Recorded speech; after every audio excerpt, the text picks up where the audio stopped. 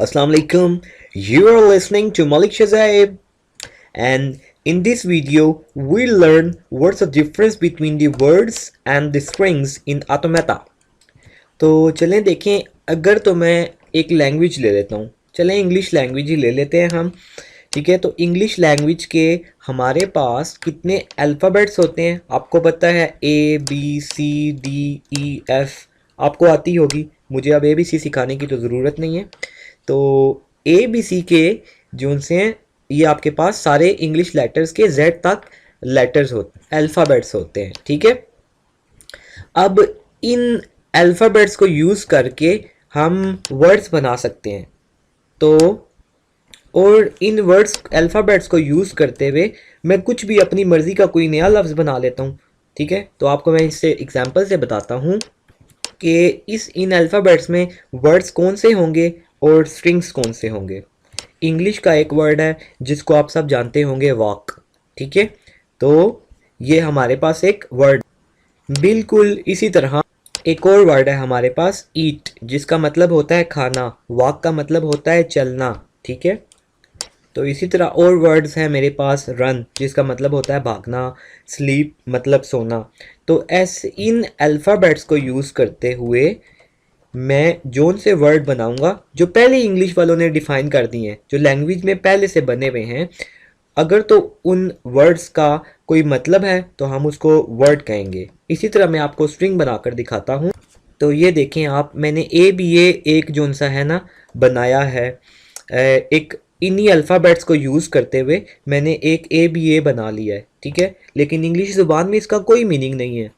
ये लें जी, इन्हीं अल्फ़ाबेट्स को यूज़ करते हुए मैंने एक और बनाया है। ये भी मुझे यकीन है कि आपने ये वर्ड जोन सा ये पहली दफ़ा देखा होगा, तो इसका कोई मीनिंग नहीं है इंग्लिश ज़ुबान में। इसी तरह इन्हीं अल्फ़ाबेट्स को यूज़ करते हुए मैं एक और वर्ड बना लेता हूँ, SDF। तो इसका भी इंग्लिश ज़ुबान में कोई मीनिंग नहीं है। तो कहने का मकसद ये है, कंक्लूड हम करेंगे कि इन अल्फ़ाबेट्स को यूज़ करते हुए, जो भी लैंग्वेज के अल्फ़ाबेट्स हैं उनको यूज़ करते हुए, अगर तो हम कोई ऐसा लफ्ज़ बनाएं जिसका लैंग्वेज में कोई मीनिंग हो, ठीक है, उसको हम वर्ड कहते हैं। और इन्हीं अल्फ़ाबेट्स को यूज़ करते हुए हम कोई ऐसा लफ्ज़ बनाएं जिसमें लैंग्वेज का कोई भी मीनिंग ना हो, उसको हम स्ट्रिंग कहते हैं। ठीक है, तो चलें अब हम ना इसकी ऑटोमेटा में एग्जांपल ले लेते हैं। मेरे पास एक लैंग्वेज है ऑटोमेटा में, sigma is equals to AB। एक ऐसी लैंग्वेज है जिसके दो अल्फ़ाबेट्स हैं, एक A और एक B। और इस लैंग्वेज का रूल क्या है? All strings starting with B। जो सारे स्ट्रिंग्स हैं वो B से स्टार्ट होने चाहिए। अब मैं आपको बताता हूँ, इसके वर्ड्स भी बनाते हैं और स्ट्रिंग्स भी बनाते हैं, फिर आपका बिल्कुल क्लियर हो जाएगा। तो अब हम इसके जो सा है ना वर्ड्स भी बनाएंगे और स्ट्रिंग्स भी बनाएंगे। तो वर्ड्स कैसे बनते हैं? ये लैंग्वेज के अल्फ़ाबेट्स हैं और ये लैंग्वेज का रूल दिया हुआ है। तो इन रूल को मैं मद्देनज़र रखते हुए, इस रूल को देखते हुए, इस रूल को फॉलो करते हुए मैं जितने भी स्ट्रिंग्स या बनाऊंगा उनका कोई ना कोई मीनिंग होगा लैंग्वेज में, तो वो वर्ड्स होंगे।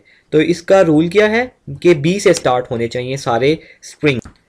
तो रूल को देखते हुए अगर हम बनाएं तो ऐसे वर्ड्स जो कि बी से स्टार्ट होते हों, बी से स्टार्ट हो रहा है, ये भी बी से हो रहा है, ये भी बी से हो रहा है, ये भी बी से हो रहा है, ये भी बी से हो रहा है।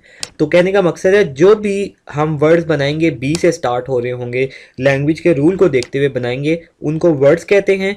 और जो लैंग्वेज के रूल को देखते हुए नहीं बनाते, ये देखें ए से स्टार्ट हो रहा है, ये भी ए से हो रहा है, ये भी ए से हो रहा है, उनको हम स्ट्रिंग्स कहते हैं।